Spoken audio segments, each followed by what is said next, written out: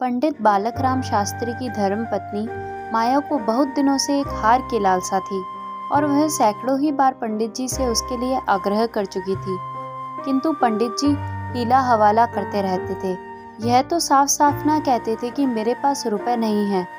इससे उनके पराक्रम में भट्टा लग जाता। तर्कनाओं की शरण लिया करते थे।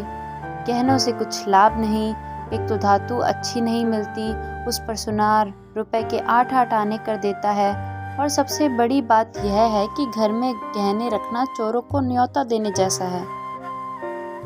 घड़ी भर श्रृंगार के लिए इतनी विपत्ति सिर पर लेना मूर्खों का काम है। बेचारी माया तर्कशास्त्र न पढ़ी थी, इन युक्तियों के सामने निरुत्तर हो जाती। पड़ोसिनों को देख देख कर उसका जी ललचाता, पर दुख किससे कहे। यदि पंडित जी ज्यादा मेहनत करने के योग्य होते तो यह मुश्किल आसान हो जाती, पर वे आलसी जीव थे। अधिकांश समय भोजन और विश्राम में व्यतीत किया करते थे। पत्नी जी की कूटनीतियां सुननी मंजूर थी, लेकिन निद्रा की मात्रा में कमी न कर सकते थे। एक दिन पंडित जी पाठशाला से आए तो देखा कि माया के गले में सोने का हार विराज रहा है।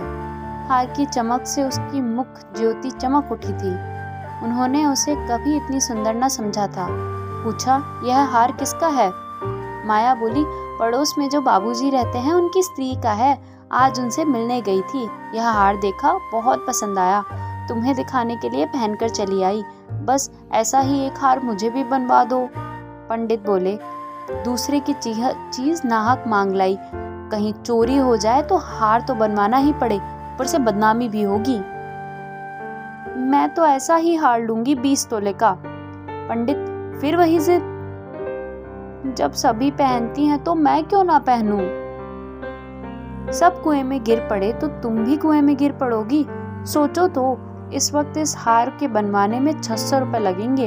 अगर 1 रुपए प्रति सैकड़ा भी ब्याज रख लिया तो 5 वर्ष में 600 रुपए के 1000 रुपए हो जाएंगे। लेकिन 5 वर्ष में तुम्हारा हार मुश्किल से 300 रुपए का रह जाएगा। इतना बड़ा नुकसान उठाकर हार पहनने से क्या सुख? यह हार वापस कर दो, भोजन करो और आराम से पड़ी रहो। ये कहते हुए पंडित जी बाहर चले गए। रात को एकाएक माया ने शोर मचाकर कहा, चोर चोर, हाय घर में चोर, मुझे घसीट लिए जाते हैं। पंडित हकपकाकर उठे और बोले, कहाँ कहाँ, दौड़ो दौड़ो। माया, मेरी कोठरी में गया है, मैंने उसकी परछाई देखी। लालटेन लाओ, जरा लकड़ी उठा लेना। माया बोली, मुझसे तो हमारे डर के उठा नहीं जाता। कई आदमी बाहर से बोले, कहाँ है पंडित जी, कोई सैन पड़ी है क्या? माया, नहीं नहीं, खपरेल पर से उतरे हैं। मेरी नींद खुली तो कोई मेरे ऊपर झुका हुआ था। हाय राम, यह तो हार ही ले गया। पहने पहने सो गई थी, मुझे ने गले से निकाल लिया। हाय भगवान, तुमने हार उतारा क्यों नहीं? मैं क्या जानती कि आज ही यह मुसीबत गिर पड़ने वाली है। हाय भगवान। अब हाय हाय करने से क्या होगा? अपने कर्मों को रो। इसीलिए कहा करता था कि सब घड़ी बराबर नहीं आती, न जाने कब क्या हो जाए। अब आई समझ में मेरी बात? देखो, और कुछ तो नहीं ले गए? पड़ोसी लालटेन लिए आ पहुंचे। घर में कोना कोना देखा, करियां देखी, छत पर चढ़कर देखा, अगवाड़े पिछवाड़े देखा, शौच गृह में झांका, कहीं चोर का पता न था। एक पड़ोसी, किसी जानकार आदमी का काम है। दूसरा, बिना घर के भेदिए के कभी चोरी नहीं होती। और कुछ तो नहीं ले गए? माया, और तो कुछ नहीं ले गए, बर्तन सब पड़े हुए हैं, संदूक भी बंद पड़ी हुई है। निगोड़े को ले ही जाना था तो मेरी चीज ले जाते, पराई चीज ठहरी। भगवान, उन्हें कौन सा मुंह दिखाऊंगी? अब गहने का मजा मिल गया ना। हाय भगवान, अब क्या करूं? कितना समझाया, तुम ना मानी ना मानी। बात की बात में 600 रुपए निकल गए। अब देखो भगवान कैसे लाज रखते हैं। अब आगे मेरे घर का एक एक तिनका चुन ले जाते तो मुझे इतना दुख ना होता। अभी बेचारी ने नया ही बनवाया था। खूब मालूम है 20 तोले का था। 20 ही तोले का तो कहती थी। अरे अब बदिया बैठ गई, और क्या कह दूंगी? घर में चोरी हो गई, क्या जान लेगी? अब उनके लिए कोई चोरी थोड़े ही करने जाएंगे। पंडित, तुम्हारे घर से चीज गई, तुम्हें देनी पड़ेगी। उन्हें इससे क्या प्रयोजन कि चोर ले गया या तुमने उठा कर रख ली? तो इतना इतने रुपए कहाँ से आएंगे? पंडित, कहीं ना कहीं से तो आएंगे ही, नहीं तो लाज कैसे रहेगी? मगर की तुमने बहुत बड़ी भूल है। माया भगवान से बोली, मंगनी की चीज भी ना देखी गई, मुझे काल ने घेरा था, नहीं तो घड़ी भर गले में डाल लेने से ऐसा कौन सा बड़ा सुख मिल गया, मैं हूं ही अभागिनी।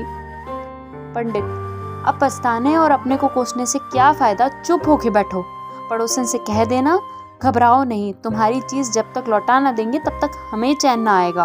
पंडित बालकराम को अब नित्य ही चिंता रहने लगी कि किसी तरह हार बने, यों अगर टाट उलट देते तो कोई बात ना थी, पड़ोसिन को संतोष ही करना पड़ता, ब्राह्मण से दंड कौन लेता। किंतु पंडित जी ब्राह्मणत्व के गौरव को इतने सस्ते दामों में न बेचना चाहते थे।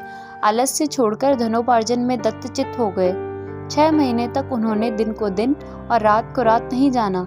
दोपहर को सोना छोड़ दिया, रात को भी बहुत देर तक जागते। पहले केवल एक पाठशाला में पढ़ाया करते थे, इसके सिवा वह ब्राह्मण के लिए खुले हुए 101 व्यवसायों में वह सभी को निंदनीय समझते थे। पर अब पाठशाला से आकर संध्या समय एक जगह भागवत की कथा कहने जाते, वहां से लौटकर 11-12 बजे रात तक जन्म कुंडलियां, वर्ष फल आदि बनाया करते। प्रातः काल मंदिर में दुर्गा जी का पाठ करते।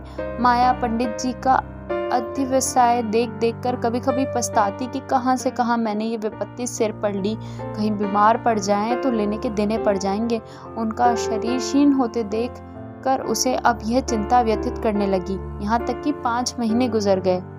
एक दिन संध्या समय में बत्ती करने वह जा रही थी, पंडित जी आए, जेब से पुड़िया निकालकर उसके सामने फेंक दी और बोले, लो आज तुम्हें ऋण से मुक्त करता हूँ।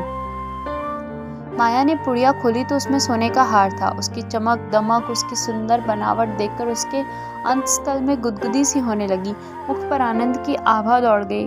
उसने कातर नेत्रों से देखकर पूछा, खुश होकर दे रहे हो या नाराज होकर? इससे क्या मतलब है, ऋण ही तो चुकाना पड़ेगा, चाहे खुशी से या ना खुशी से। यह ऋण नहीं है, और क्या है, बदला सही। बदला ही नहीं है, फिर क्या है? तुम्हारी निशानी। तो क्या ऋण के लिए कोई दूसरा हार बनवाना पड़ेगा? नहीं नहीं, वह हार चोरी नहीं हुआ था, मैंने झूठ मूठ शोर मचाया था। सच? हाँ सच कहती हूँ, मेरी कसम, तुम्हारे चरण छूकर कहती हूँ। तो तुमने मुझसे कौशल किया था? हाँ। तुम्हें मालूम है तुम्हारे कौशल का मुझे क्या मूल्य देना पड़ा? क्या 600 रुपये से भी ज्यादा था? बहुत ऊपर। इसके लिए मुझे अपना आत्म स्वतंत्र को बलिदान करना पड़ा।